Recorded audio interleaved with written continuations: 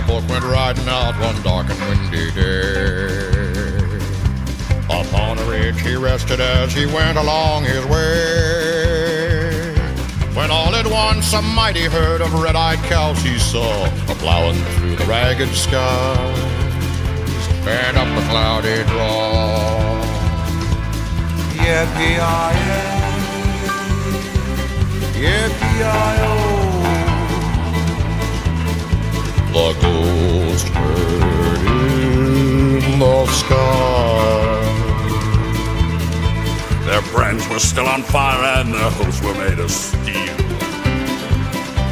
Their horns were black and shiny and their hot breath he could feel.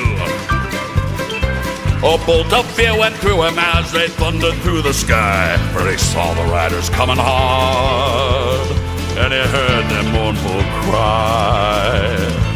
Yippee-yi-yi, yippee-yi-oh. Ghost riders in the sky.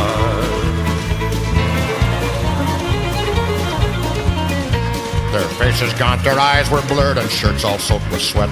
They're riding hard to catch that herd, but they ain't caught 'em yet. 'Cause they got to ride forever in that range up in the sky. On horses snorting fire, as they ride on, hear their cry.